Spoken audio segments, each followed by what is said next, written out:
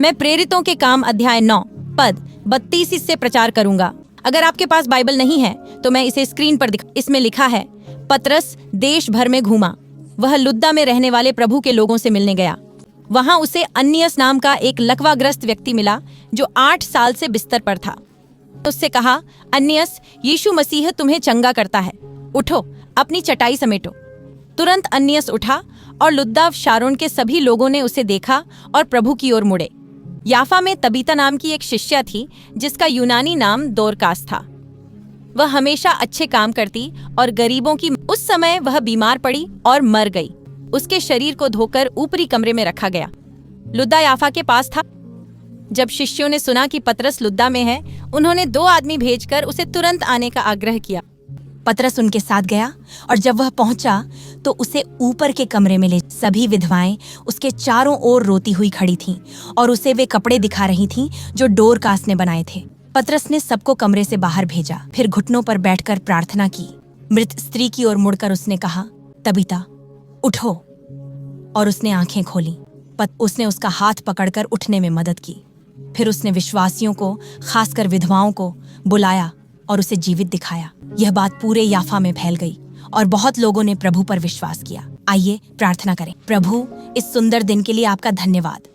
हम उन सभी महिलाओं के लिए आभारी हैं जिन्होंने हमें प्रभावित किया, पोषित किया और हम पर विश्वास किया। और मैं मातृ दिवस पर हर दुखी व्यक्ति के लिए प्रार्थना करता हूँ। प्रभु, मैं जानता हूँ कि मेरी आवाज सुनते हुए कुछ लोग आज माँ बनने के लिए तरस रहे हैं। कोई आज अपनी माँ को याद कर रहा है या शायद कोई माँ अपने बच्चे के लिए प्रार्थना कर रही है।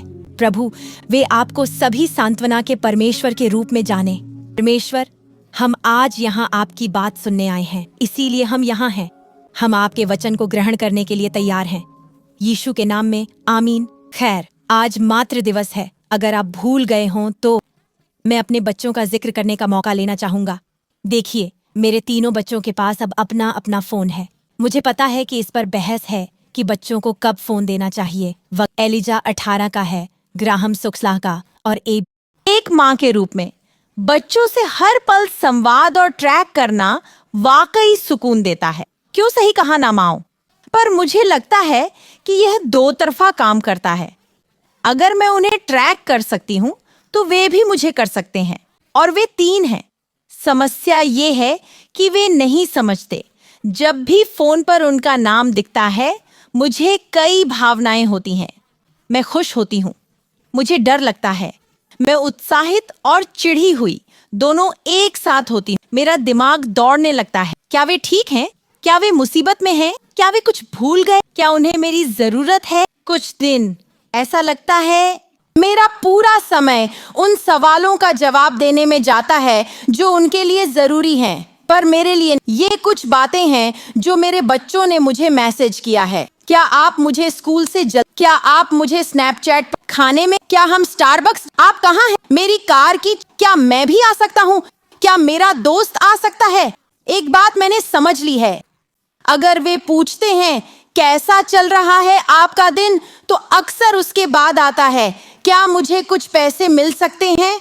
पर सबसे बुरा वो जो मैं समझ नहीं पाता, जो मेरा दिल दहला देता है, जब वे सिर्फ लिखते हैं मम्मी। अब अगर मैं अपने पति को उनका नाम बड़े अक्षरों में लिखूं, STEVEN, ये बुरा होने का संकेत है। हर चीज आपातकाल है। जब मैं अपना नाम बड़े अक्षरों में देखता हूँ, मैं सोचता हूँ क्या वे, पर असल में माँ के बाद हो सकता है सेफोरा में बड़ी सेल है, क्या हम जा सकते हैं? या माँ, मैंने पड़ोसी के मेल बॉक्स को ठोक दिया। या गर्म सॉस कहाँ है? या माँ, टीवी कंसोल से गिरकर टूट गया। ये असली उदाहरण है। इस दिनचर्या के बाद भगवान बचाए उस बच्चे को जो मुझे अगला मैसेज करे, क्योंकि अगर मैं एलिजा, ग्राहम या एबी का नाम अपने फोन पर देखता हूं तो मैं तुरंत जवाब दूंगा, अब क्या?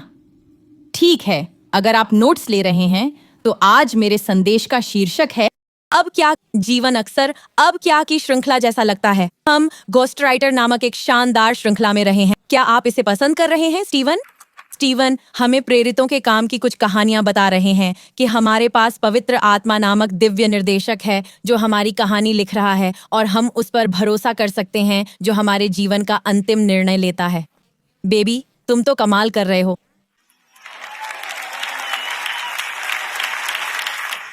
तुम्हारा पहला उपदेश पेज टर्नर मुझे बहुत पसंद आया। मैं इस श्रृंखला में इसलिए डूबा हूँ क्योंकि मैं कहानियों के लिए जीता हूँ। मुझे कहानियां सुनना पसंद, मुझे कहानियां पढ़ना, मुझे कहानियां देखना, मुझे कहानियों पर बात करना पसंद। इसलिए मैंने अपना खुद का बुक क्लब शुरू किया। अगर आप पढ़ना चाहते हैं तो हॉलीफोर्डिक हम चाहेंगे कि आप हमारे साथ जुड़ें।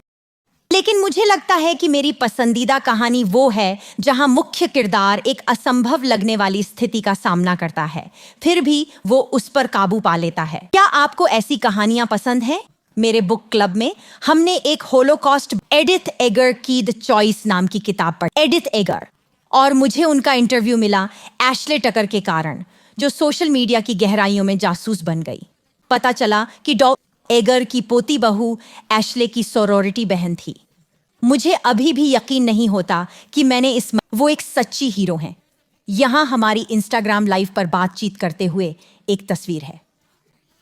Edith Nazi concentration camp Auschwitz से बच निकली। वह अंततः अमेरिका आ बसी और अपनी किताब में उन्होंने न सिर्फ ऑशविट्स से बचने बल्कि उसके बाद जीवन ढूंढने की अपनी यात्रा का वर्णन किया है। किताब बखूबी पीटीएसडी और आघात से निपटने के बारे में बात करती है। उनकी किताब से मेरा पसंदीदा कथन यह है, वह कहती हैं, बचे लोगों के पास मैं ही क्यों पूछने का वक्त नहीं होता। बचे लोगों के लिए वह कहती हैं, एकमात्र सार्थक सवाल है, अब क्या, अब क्या। मुझे लगता है कि आज हम में से कई लोग अब क्या के पल में हैं, जैसे पतरस था जब उसे एक स्त्री को जिलाना था। जब हम बाइबल पढ़ते हैं तो मुझे लगता है कि हमें वाकई धीमा होना चाहिए। हम यह आयत पढ़ते हैं, पतरस ने सबको कमरे से बाहर भेज दिया। फिर वह घुटनों पर बैठा और मृत स्त्री की ओर मुड़कर बोला, तबीता उठो। उसने आंखें खोली और पतरस को देखकर उठ बैठी। क्या हम मान सकते हैं कि यह सामान्य नहीं है? मतलब हाँ, यह बाइबल में हुआ, पर बहुत ज्यादा नहीं। वास्तव में यह कई बार घटित हुआ। एलियाह ने 1 बार किया, एलीशा ने 2 बार किया, यीशु ने 3 बार किया। लेकिन पतरस के लिए यह नया, उसने कभी किसी मृत को जीवित नहीं किया था। अब अगर आप पिछला उपदेश चूक गए तो आप एक महत्वपूर्ण संदेश से चूक गए, क्योंकि यह इस विचार पर केंद्रित था कि पवित्र आत्मा हमारी कहानी का निर्देशक है और वह हमारे जीवन की कहानी का अंतिम। इसलिए हम मान सकते हैं कि कुछ भी नहीं होता जो पहले हमारे सर्वशक्तिमान परमेश्वर के हाथों से न गुजरे। और यही आपने पिछले सप्ताह हमें बखूबी सिखाया।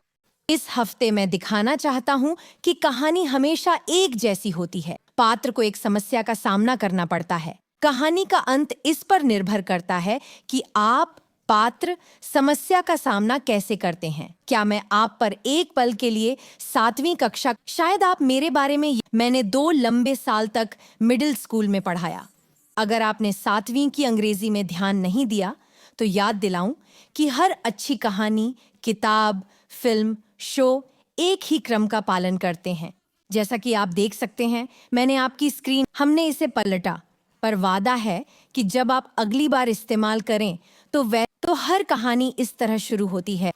एक परिचय। यहाँ आप मुख्य पात्रों से मिलते और कहानी का परिदृश्य। फिर आती है उकसाने वाली घटना, जहाँ मुख्य पात्र को एक समस्या का सामना करना पड़ता है। यह वह अब क्या होगा वाला पल है। फिर आती है बढ़ती हुई कार्रवाई, पात्र को जो सीखना है, जो रिश्ते बनाने हैं या समस्या से निपटने का प्रशिक्षण।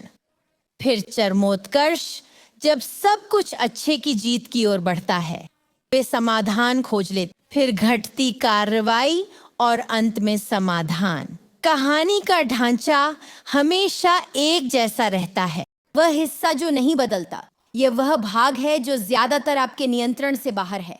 हाँ, आपके पास कुछ पात्र चुनने का विकल्प है, पर हमेशा नहीं। आप अपना जन्म परिवार या पालन शहर नहीं चुन सकते। आप निश्चित रूप से अपनी समस्याएं नहीं चुन सकते।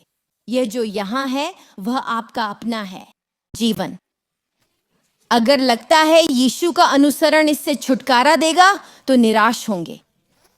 यही जीवन है, ये मानवीय है। यीशु का अनुसरण मतलब आप कभी अकेले नहीं चलेंगे। पिंतेकुस्त के दिन यीशु को नकारने से लेकर खड़े होकर हमने उसे बगीचे में कान काटने से लेकर मंदिर में लंगड़े को चंगा करने तक देखा। उसे गिरफ्तार किया गया, जेल में डाला गया और बाइबल कहती है कि वह यीशु के लिए दुख सहने के योग्य। हमने पतरस को गलतियां करते और कुछ सही काम करते देखा है और उसने सुसमाचार का प्रचार जारी रखा। आज मैं आपको 4 बातें बताना चाहता हूं जब आप अब क्या की स्थिति में हो। पहली बात, अगर आप नोट्स ले रहे हैं तो लिखें, धक्के को स्वीकार करें। पतरस लुद्दा में क्यों था? मैं आपको दिखाता हूं। प्रेरितों के काम 1 से 8 में कहा गया है, उस दिन भारी उत्पीड़न शुरू हुआ, यरूशलेम के चर्च पर छाया हुआ। प्रेरितों को छोड़कर सभी विश्वासी यहूदिया और सामरिया में फैल गए। बाइबल में अगले अध्याय में स्तिफनुस को पत्थरवाह किया गया और शाऊल लोगों को घरों से खींचकर जेल में डाल रहा था। मेरी बाइबल में अध्याय 8 का शीर्षक है, उत्पीड़न विश्वासियों को बिखेरता है। सुसमाचार को दुनिया भर में फैलाने के लिए शिष्यों को यरूशलेम से निकलना था। याद रखें, यीशु ने उन्हें सुसमाचार को दुनिया के कोने कोने तक ले जाने को। कभी कभी लगता है कि ईश्वर मुझे आगे बढ़ाने के लिए कुछ घटित होने देता है। यह ईश्वर का धक्का है। अक्सर यह त्याग, निराशा, असफलता और ईश्वर के विरोध जैसा लगता है। लेकिन वो जानता है कि मैं अड्डा हुआ हूं और मुझे हिलाने का एक ही तरीका है, कुछ ऐसा करने देना जो मैं नहीं समझता। इसे शाब्दिक रूप से न लें। ईश्वर का धक्का जरूरी नहीं कि शहर, मोहल्ला या नौकरी बदलने का संकेत हो। कभी कभी वो किसी रिश्ते को खत्म करने देता है क्योंकि वो व्यक्ति आपके लक्ष्य में बाधा बन रहा है, तो उसे आपको उस व्यक्ति से दूर धकेलना पड़ता है। कभी वो आपको संघर्ष का सामना कराता है ताकि आप मदद के लिए उसकी ओर मुड़ें। मैं यह नहीं कह रहा कि ईश्वर बुरी चीजें होने देता है। याद रखें, मुसीबतें जीवन का हिस्सा हैं। लेकिन अगर आप इसे स्वीकार करने का फैसला करते हैं और इस मुश्किल को ईश्वर के करीब लाने का माध्यम बनाते हैं और अपने जीवन के लिए उसके उद्देश्य को समझते हैं, तो आप ईश्वर की पूर्णता का अनुभव करेंगे। नहीं तो आप बस अटके रह जाएंगे। आप जिस तरह हैं उसमें फंसे हैं, उन आदतों में फंसे हैं जो कभी नहीं उस अक्षमा में फंसे हैं जो अब कड़वाहट में बदल रही है और कोई आपके पास नहीं रहना चाहता। पर मैं आज आपको बताना चाहता हूं, आपको फंसे रहने की जरूरत नहीं है। मेरे पसंदीदा प्रचारक ने आप यह लाइन जानते, उन्होंने कहा, मैं तभी फंसा हूं जब मैं रुक जाता हूं। आपको आगे बढ़ना होगा। आपको भगवान को अनजान क्षेत्र में धकेलने देना होगा ताकि आप बढ़ सकें। कभी कभी भगवान आपको किसी संसाधन की ओर वह आपको कुछ बेहतर की ओर धकेल रहे हैं, पर अगर आप नहीं बढ़ते तो उनका दिया नहीं पा सकते। मुझे नहीं पता ऐसा क्यों हुआ, पर मैं मानूंगा कि भगवान इसे मेरे अगले कदम के लिए इस्तेमाल कर रहे हैं। तो जिस क्षण आपको एहसास होता है कि आपको एक असहज, अज्ञात क्षेत्र में धकेला जा रहा है, अगला कदम है किसी व्यक्ति को ढूंढना। यह दूसरा बिंदु है। कोई ऐसा व्यक्ति खोजें जो पहले यहाँ रहा हो या जो अभी यहाँ है। इसे सहायता इसलिए कहा जाता है क्योंकि कुछ खास लोग, जो मेरा मानना है कि ईश्वर द्वारा चुने गए हैं, आपकी मदद करना चाहते हैं। प्रेरितों के काम की पुस्तक में अब तक हमने कलीसिया को बड़े पैमाने पर विकसित होते देखा है। लूका, जो इस पुस्तक का लेखक है, कई बार बताता है कि हजारों लोग, वह इसे 3 अलग अलग, लेकिन फिर 9वें अध्याय में वह एक छोटे से नवजात चर्च पर ध्यान केंद्रित करता है। यह झोपा नगर में इकट्ठा हुआ विश्वासियों का एक छोटा समूह है जिनकी एक सदस्य तबीता की मृत्यु हो गई। बाइबल हमें तबीता के बारे में ज्यादा नहीं बताती। पवित्र शास्त्र कहता है कि वह हमेशा अच्छा करती और गरीबों की मदद करती थी। फिर वह बीमार पड़ी और मर गई। लेकिन इस स्त्री में और भी बहुत कुछ था, क्योंकि उसकी मृत्यु ने समुदाय में ऐसा खालीपन पैदा किया कि लोगों को पतरस को बुलाना पड़ा। पिछले हफ्ते मेरे पति ने कुछ बहुत गहरा कहा, पर मुझे लगता है कि वह 1 हफ्ता पहले ही कह दिया, क्योंकि यह सभी माताओं के लिए था। उन्होंने कहा, शैतान आपको यह सोचने पर मजबूर करेगा कि वह आपको स्वार्थ में फंसाए रखना चाहता है। वह चाहता है कि आप सोचें कि जो मामूली काम आप अपने प्रियजनों के लिए करते हैं, जो अनदेखे और बिना सराहे रह जाते हैं, और क्योंकि वे अनदेखे और अनसो, तो क्यों परवाह करें? इससे बढ़कर कोई झूठ नहीं हो सकता। यहाँ एक महिला है जो हजारों को उपदेश नहीं देगी, पर वह अपने चर्च का स्तंभ थी। वह अपने समूह की महिलाओं के लिए एक चट्टान थी। उसने एक जरूरत देखी और उसे पूरा किया। तबीता पतरस की तरह हजारों के सामने सुसमाचार नहीं सुनाएगी, पर आज हजारों साल बाद हमें सिखा रही है। अन्य बातों के अलावा मुझे लगता है वह कह रही है कि ईश्वर फैशन से प्रेम कर। पता नहीं आपने इसे, मैं थोड़ा मजाक कर रहा हूँ, पर मेरा मतलब है कि ईश्वर हर उस चीज से प्यार करते हैं जो लोगों की मदद करती है। देखिए, ईश्वर ने आपको एक महत्वपूर्ण उपहार दिया है, और अगर आप सावधान नहीं रहे तो आप अगला कदम चूक जाएंगे। क्योंकि अब क्या पूछ बाइबल ऐसा नहीं कहती, पर मुझे लगता है तबीता खुद विधवा थी, क्योंकि अपने दर्द से ही सेवा करना सबसे प्रभावी होता है। कभी कभी आपको यह समझना होगा कि आप अकेले नहीं हैं जो इससे गुजरे हैं। आपकी स्थिति अनोखी है, पर याद रखें, नई कहानियां नहीं, बस नए पात्र हैं। आपकी प्रतिक्रिया आपका चुनाव है। अगर आप माने कि आप अकेले हैं, तो यह मुश्किल रास्ता 10 गुना लंबा हो जाएगा। किसी को ढूंढें। मेरा एक दोस्त बहुत बुरे तलाक से गुजर रहा था, और उसने बताया कि ईश्वर ने उसके जीवन में 2 महिलाएं लाईं। उसने कहा कि वे 2 महिलाएं लगभग 2 साल तक उसके लिए जीवन रेखा बनी। मुझे ये महिलाएं बहुत प्यारी हैं, क्योंकि तबीता से प्रभावित होकर वे किसी और की मदद करने चली। वे हमें कुछ बहुत ही महत्वपूर्ण बात दिखा रही हैं। वे दिखा रही हैं कि अच्छे लोगों के साथ बुरा होने पर ईश्वर के लोग जानते हैं कहाँ जाना है। पतरस संयोग से लुद्दा में था, पर उन्हें नहीं पता था कि वह कुछ कर पाएगा या नहीं।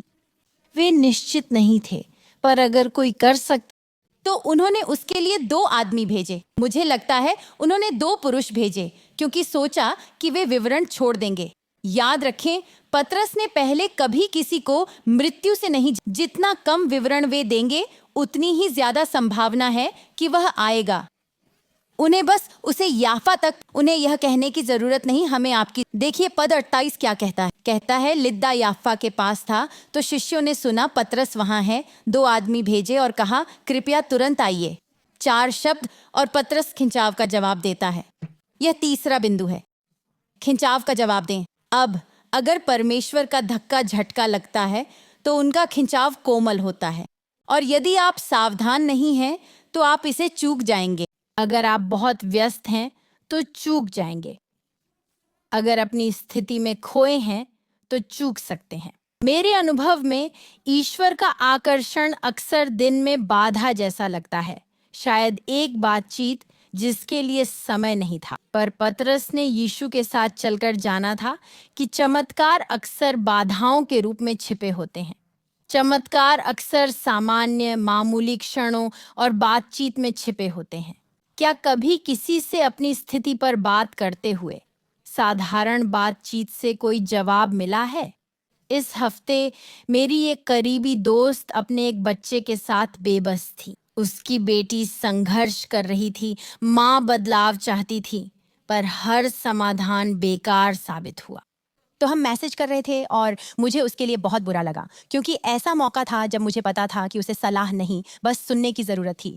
उसे बस चाहिए था कि मैं उन सभी चीज़ों को सुनूं जो उसने कोशिश की थी, और वो चाहती थी कि मैं कहूं, यार ये बहुत बुरा है, मुझे खेद है, और मुझे उसके लिए सच में बुरा लग रहा था।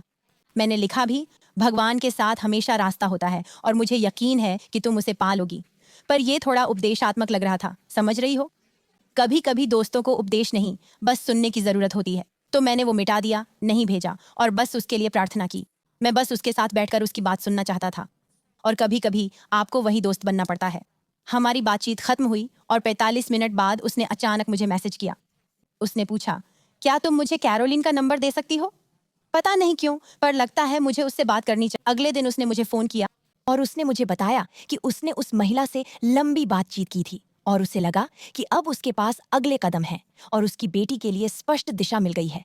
जिस बात की वह महीनों से चिंता कर रही थी और प्रार्थना कर रही थी, उस पर उसे एक पल में स्पष्टता मिल गई। पवित्र आत्मा का खिंचाव बहुत कोमल होता है। यह तब होता है जब आप अपने दिन की दिनचर्या में व्यस्त होते हैं, जब आप बातचीत, यह इतना सूक्ष्म होता है कि कभी कभी हमें तब तक एहसास नहीं होता कि वह था, जब तक हम पूरी कहानी पर नजर नहीं डालते। मैं नहीं चाहता कि आप इसे चूक जाएं, क्योंकि आप अपने दिन में इतनी तेजी से व्यस्त थे कि आपने इसे नजरअंदाज कर दिया। पतरस ने उस खिंचाव को महसूस किया जब ये लोग उसके पास आए। मुझे नहीं पता कि वह उनके साथ, उसे बस ऐसा लगा कि उसे जाना चाहिए, तो वह उनके साथ जाता है और वह याफा पहुंचता है। पतरस एक ऐसे कमरे में प्रवेश करता है जो एक संस्करण के अनुसार विलाप करती विधवाओं से भरा है, और उन्होंने पतरस को तबीता का प्रभाव, प्यार और परवाह दिखाना शुरू किया, जो उसने अपने समय और पैसे से उनके लिए बनाए कपड़ों में डाली थी। मैं एक महिला को शादी की पोशाक पकड़े कल्पना कर सकती। उसने कहा, यह पोशाक तबीता ने बनाई जब हम बेटी की शादी में नहीं खरीद सकते थे। किसी ने कहा, यह कोट उसने बहुत ठंडी सर्दी में यह वही रजाई है जो मेरे बिस्तर पर है। पतरस इतना भावुक हुआ कि उसने सबको बाहर भेज दिया। कभी व्यक्ति को ढूंढना पड़ता है, कभी उसकी उपस्थिति में जाना पड़ता है। पतरस अब क्या के क्षण का सामना करता है। उसने पहले कभी ऐसा नहीं किया था। वह घुटनों पर बैठ जाता है। मुझे नहीं पता वह कितनी देर और क्या प्रार्थना कर रहा था। लूका हमें यह नहीं बताता। क्या उसने 3 सरल शब्द कहे, अब क्या प्रभु? अचानक उसे वह समय याद आया जब वह यीशु के साथ था। वे याईर नामक एक महत्वपूर्ण धर्मगुरु के घर जा रहे थे, जिसकी 12 साल की बेटी मर गई थी।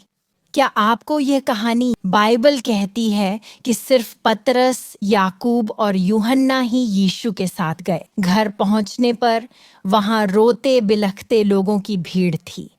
अब देखिए आगे क्या होता है। ये मरकुस 5:40 है।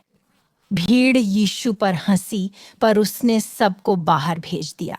वह माता पिता और 3 शिष्यों को लड़की के कमरे में ले गया। उसका हाथ पकड़कर उसने कहा, तलिथा कुम, यानी छोटी लड़की उठो। 12 साल की वह लड़की तुरंत खड़ी हुई और चलने लगी, जिससे सब अचंभित और विस्मित हो गए। पतरस उन 5 लोगों में से एक था जो यीशु के इस चमत्कार के समय मौजूद थे। वह उस कमरे में था, और जब आप यीशु के साथ कमरे में होते हैं तो यह आपको प्रभावित करता है। ये एक ऐसा अनुभव है जिसे आप कभी, यीशु की उपस्थिति जादुई नहीं बल्कि शक्तिशाली होती है।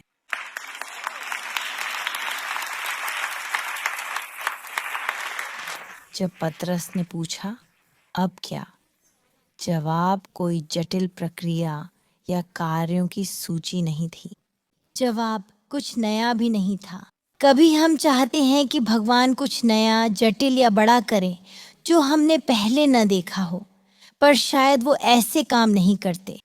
अक्सर मेरे जीवन में यह पल भर में आता है और उससे पता था उस क्षण क्या करना है। अब पद 40 पीटर की ओर लौटे। उसने क्या किया? वह मृत स्त्री की ओर मुड़ा। उसने कहा, तबीता उठो। उसने आंखें खोलीं और पीटर को देखकर उठ बैठी। क्या आपने ध्यान दिया? पीटर ने एक अक्षर बदला। यीशु ने कहा, तलीता आ, मतलब छोटी लड़की। पीटर ने कहा, तबीता उठो। आपकी स्थिति आपके लिए नई हो सकती है। यह भयानक और असहज लग सकता है, पर मैं वादा करता हूं कि आपकी स्थिति भगवान के लिए नई नहीं है। जब आप यीशु की उपस्थिति में आते हैं और अपना बंद रास्ता उन्हें दिखाते हैं, वो आपको अगला कदम बताएंगे। वो करते हैं। मैं वादा करता हूं, वो किसी व्यक्ति या जगह का ख्याल दिला सकते हैं, पर शायद वो वही न हो जो आप सोच रहे थे। आपको बहुत ध्यान से सुनना हो। वो बात छोटी लग सकती है। भगवान जो कहें वो इतना मामूली हो सकता है कि उसे मानना मुश्किल हो। जब मैंने पूछा, अब क्या प्रभु, भगवान ने मुझसे वो कहा जो मैं सुनना नहीं चाहता था, जैसे चुप रहो या छोड़ दो या अडिग रहो।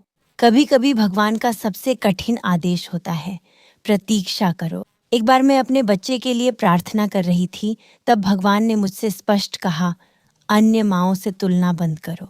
मैं सोचती रही, उनके बच्चे ऐसा नहीं करते, उसके बच्चे ऐसे हैं, शायद मुझ में कमी है। भगवान ने धीरे से कहा, होली, मैंने तुम्हें यह बच्चा दिया क्योंकि तुम्हारे पास है जो उन्हें चाहिए। मैं अभी भी इसे स्वीकार करने की कोशिश कर रही हूँ। पर मैं बता दूं, अगर आप भगवान के पास नहीं जाते, यीशु के चरणों में नहीं जाते, तो ये पहाड़ चढ़ना असंभव लगेगा। और हाँ, मुझे एक और बात जोड़नी है। कहानी का ये हिस्सा बढ़ती कार्रवाई ऐसी होती है।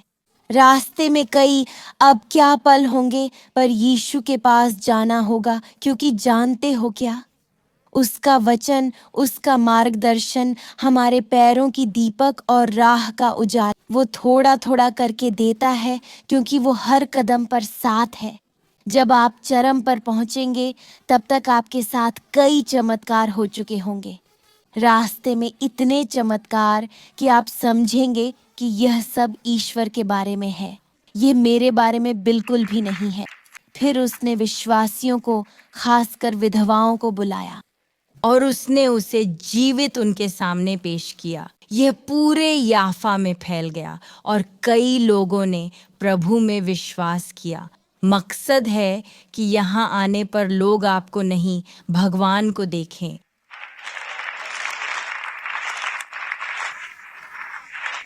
मुझे नहीं पता, आप एक मजबूत व्यक्ति हैं, आप मुझसे कहीं ज्यादा मजबूत हैं, और आप जानते हैं, कुछ दिन पल पल प्रार्थना करते थे, अब क्या प्रभु, अब क्या प्रभु, अब क्या प्रभु, और हर बार वह आपके साथ ही था।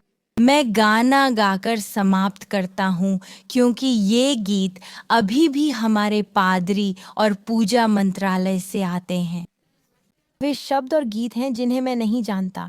क्या आप भी ऐसा महसूस करते हैं? पर मुझे अक्सर लगता है कि मैं यह भी नहीं जानता था कि मुझे परमेश्वर से क्या कहना था। जब पीटर को डोरकास के सामने रखा गया, लोगों की इस बड़ी मांग पर उसे एक पुराना विश्वास याद आया, और मैं आज आपको बताना चाहता हूँ, आप भी ऐसा कर सकते हैं। और जब हम यह गीत गाते हैं जो कहता है, हे मेरे प्रभु, आप मेरे लिए बहुत अच्छे रहे हैं, मेरी प्रार्थना है कि आपको भी एक पुराना विश्वास याद आए, वह पल जब आप यीशु की उपस्थिति में थे और आपका विश्वास फिर से जाग उठे, यह जानकर कि आप अकेले नहीं हैं जो कुछ भी आप आज से गुजर रहे हैं।